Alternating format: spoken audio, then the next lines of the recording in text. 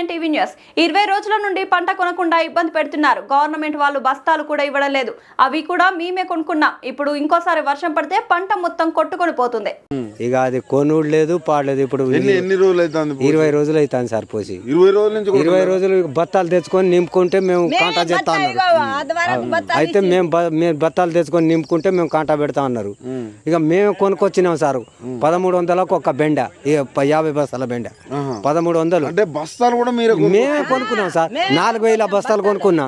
4000 రూపాయలు పెట్టి బస్తాలు తెచ్చినా. అంతకుముందు బస్తాలు కొనే పరిస్థితి ఉండేనా? అంత ముందు లేదు సార్. కేసీఆర్ ఉన్నప్పుడు బస్తాలు కొనే పరిస్థితి లేదు. వాళ్ళే పంపించేది భారతాలు. అవును. ఇప్పుడు మీరే కొనుక్కోరావాలి అని అంటే ఇక మేము కూడా 4000 పెట్టి బస్తాలు కొనుక్కొని నింపి ఇప్పుడు వారం రోజుల కానించి 20 రోజులు అట్లా పడినది. ఇప్పుడు బస్తాలు మీరే మేము కొంటున్నాం సార్. వాళ్ళు ఇస్తలేరు. గవర్నమెంట్ బస్తాలు ఇస్తలేరు. మేము కొనుక్కుంటాం. బస్తాలు కూడా ఇస్తలేరు. అట్లా కూడా మ్యాచర్ వచ్చి నింపి పెట్టినా కూడా కాంటలు అవుతలేవు ఇప్పుడు 20 రోజుల నుంచి. వాళ్ళు మ్యాచర్ చూసిండ్రు, రాసిండ్రు.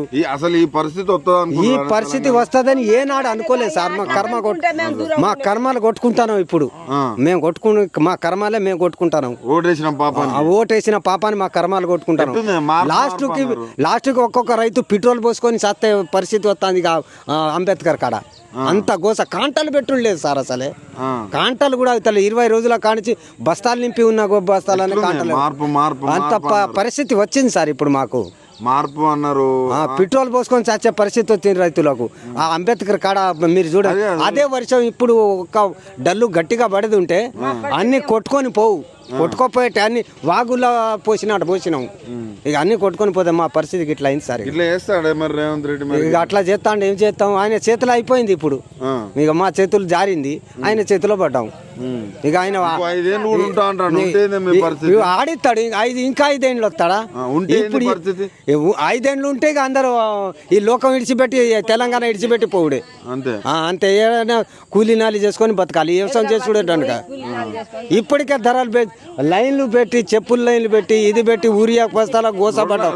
అయితే ఆ ఊరియా దొరకకపోతే పెద్ద మందులు కొన్నాం. 2000కు ఒక్క బత్త. అది తెచ్చి అయినా పండించినాం. ఏదో కష్టపడి పండితే అది కూడా లేదు. ఇప్పుడు పండించిన పంట ఇగో ఇట్లా నాశనం అయిపోతుంది. వరంగల్ అక్కడక్కడ మంచిగా రైతు పండుగలు చేస్తాడు కదా.